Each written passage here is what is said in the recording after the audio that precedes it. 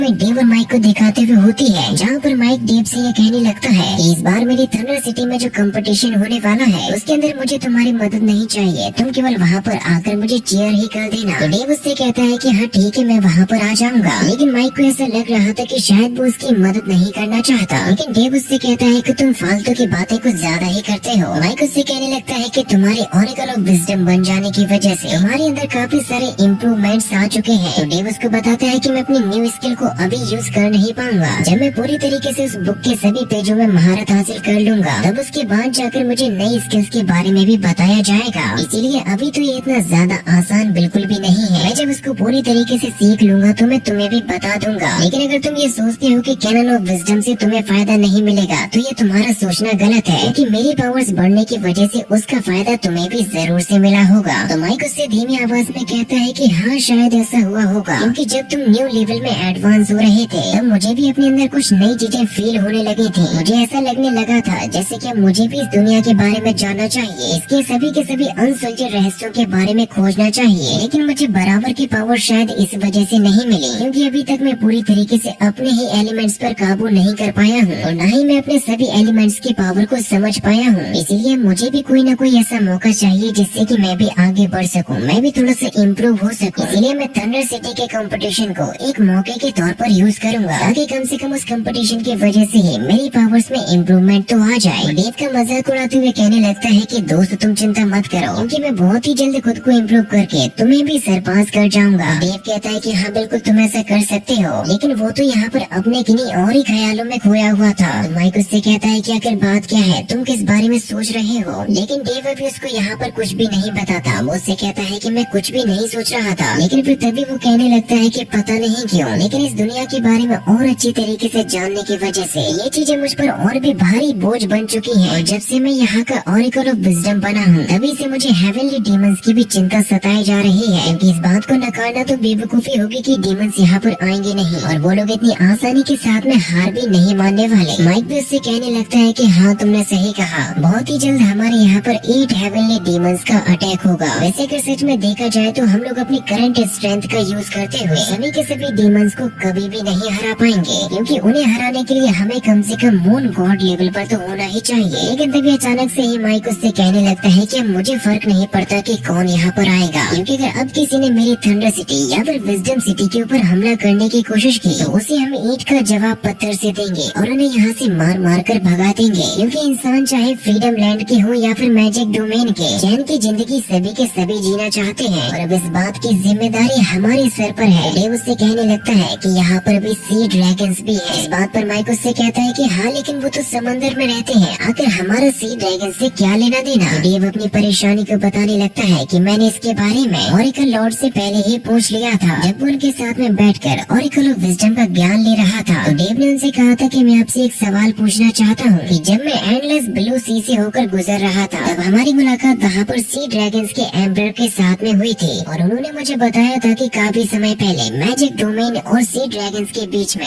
काफी बड़ी कॉन्फ्लिक्ट हुई थी किसी कारण की वजह से, यहाँ तक कि वो तो हम जैसे मैजिक डोमेन वालों को एंडलेस ब्लू सी में जाने से भी ब्लॉक कर दिए हैं। क्या आप उसके बारे में कुछ जानते हो, क्योंकि मैं भी उसके बारे में जानना चाहूंगा। तो ऑरेकल लॉर्ड कहने लगते हैं कि हाँ बिल्कुल, क्योंकि जब वो कॉन्फ्लिक्ट हुई थी तब मैं भी वहीं पर ही था। मैं ये तो नहीं जानता कि अगर अंत में वहाँ पर हुआ क्या था, लेकिन मैं इतना जरूर कह सकता हूँ कि वहाँ पर 7 डिवाइन बीट्स को लेकर उनके बीच में कोई बात चल रही थी। हमारे पास में कोई दूसरा मौका नहीं था, जिससे कि हमारे एल्डर्स ने 7 डिवाइन बीट्स को ले लिया और इन सी ड्रैगन्स को नहीं दिया। माइक कहने लगता है कि अच्छा तो ये बात है, और वैसे मुझे याद है कि सी ड्रैगन के एम्पर ने कुछ ऐसी ही बात कही थी। तो डेव कहने लगता है कि मुझे इस बात का डर है कि कहीं ये मसला आगे चलकर कोई बड़ा रूप न ले ले। लेकिन माइक तो यहाँ पर अंगड़ाइयाँ लेते हुए डेव से ये कहने लगता है कि अब हम लोग अपने फ्यूचर के बारे में कभी और ही बात करेंगे, क्योंकि अब हमारा अगला गोल होने वाला है हेवनली डीमंस को खत्म करने का। मैं जानता हूँ कि ये मुश्किल तो होगा लेकिन नामुमकिन नहीं, क्योंकि तुम्हें इसके बारे में नहीं भूलना चाहिए कि हमारे पास में असल में है PLS बीट। तो डेव कहने लगता है कि हाँ तुम ये बात तो एकदम सही कह रहे हो, क्योंकि अगर PLS बीट हमारे साथ में ना होता तो उसके बिना मुझे नहीं लगता कि हम लोग इतनी जल्दी इतने सारे लेवल्स को क्रॉस कर पाते।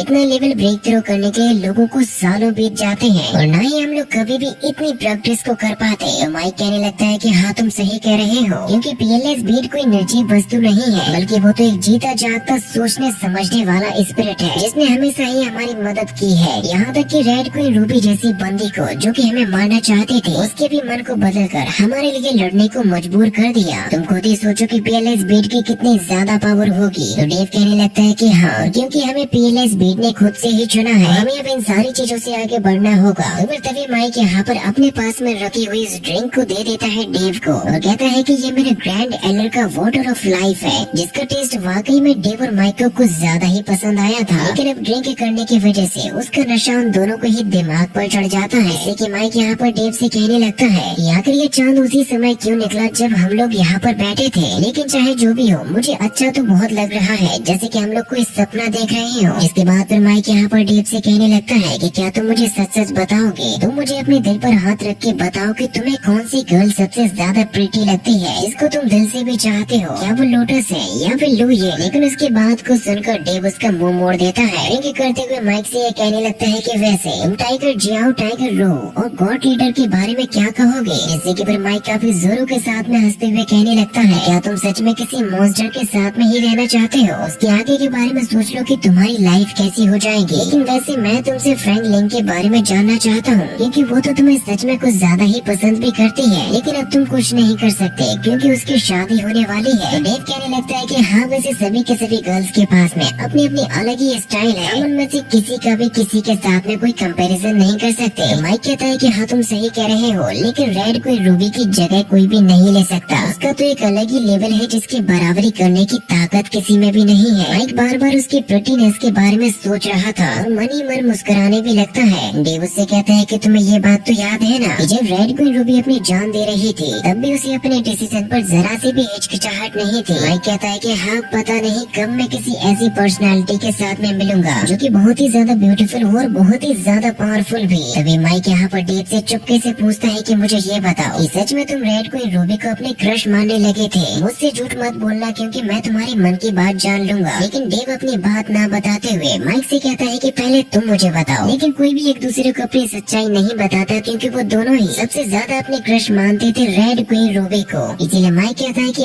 आज हम लोग यहाँ पर रेड क्वीन रूबी और मेरे पेरेंट्स की याद में पियेंगे उस मून गॉड की, जिसने हमें बचाने के लिए अपनी जान दे दी थी। और ये दोनों ही काफी देर तक पीते रहते हैं, जिससे कि इन दोनों को काफी अच्छा खासा नशा भी हो चुका था। माइक कहने लगता है कि वैसे मैं इस तरीके की मून लाइट को अपने डैड के साथ में एंजॉय किया करता था, जब रात के समय में एक बहुत ही ठंडी सुरीली हवा भी चला करती थी, बादल बार बार पीछे चले जाया करते थे और मून लाइट मुझे अपनी सीधी आंखों के सामने दिखाई देती थी, जिससे कि मेरी आंखें भी चमकने लगती थी। तारे ऐसे टिमटिमाते थे जैसे कि कहीं दूर कोई मोमबत्ती जल रही हो और ये तारे ही तो इस आसमान की असली पहचान है। मेरी मॉम ने मुझे एंड्रोमेडा गैलेक्सी और सीरियस तारे के बारे में बताया था, जो हमारे इस आसमान में करोड़ों मील दूर पाए जाते हैं। काश मैं वो बचपन के दिन वापस से जी पाता। तो ये नामुमकिन है कि मैं समय में पीछे जा सकूं। इसके बाद अब हमें अगले ही सीन में एंड्स की गुफा को दिखाया जाता है, जहाँ पर असल में पहुँच चुकी होती है रेड क्वीन रूबी की सोल बॉडी, जिसके साथ में वहीं पर होता है डेव के द्वारा दिया गया लाइफ स्टोन, जो कि अब ग्रीन से बदलकर पूरी तरीके से रेड हो चुका था। अभी हम वहीं पर उस गुफा की सभी के सभी एंड्स को भी देखते हैं, जो कि अपनी क्वीन के वापस लौटने का बेसब्री से इंतजार कर रही थी। वो जैसे ही अपने सामने उस रेड स्टोन में थोड़ी सी हलचल देखती हैं, तो सभी के सभी एंड्स यहाँ से पीछे हटने लगते हैं, फिर वो चाहे ताकतवर हो या फिर कमजोर, क्योंकि ये रेड लाइफ स्टोन रखा हुआ होता है रूबी के थ्रोन के ऊपर। वैसे अचानक से ही रेड एनर्जी निकलने लगती है और वो ब्लिंक होने लगता है, जैसे कि उसके अंदर किसी के दिल की धड़कन धड़क रही हो। तभी वहाँ पर चारों तरफ से ही लाइफ एनर्जी इकट्ठा होने लगती है, जो कि एकत्रित होते जा रही थी उसी लाइफ स्टोन के अंदर, जिससे कि फिर यहाँ पर एक बहुत ही शानदार चीज फॉर्म होने लगती है। और यहाँ पर एक काफी बड़े धमाके के साथ में हम एक छोटी सी बच्ची को देखते हैं, जो कि असल में होती है हमारी नई रेड क्वीन रूबी, जिसकी क्यूटनेस मुझे बहुत ही ज्यादा पसंद आई है। रूबी कहने लगती है कि इस बारे में तो मुझे पता ही नहीं था कि अगर खुद का सेक्रीफाइस करो तो हम रिबॉर्न भी हो सकते हैं। अब ये जो सेकंड लाइफ मुझे गॉड ने दी है, उससे मैं अपनी हर चीज की एक नई शुरुआत कर सकती हूँ। रूबी की एक खतरनाक हंसी के साथ में ये एपिसोड यहीं पर खत्म हो जाता है।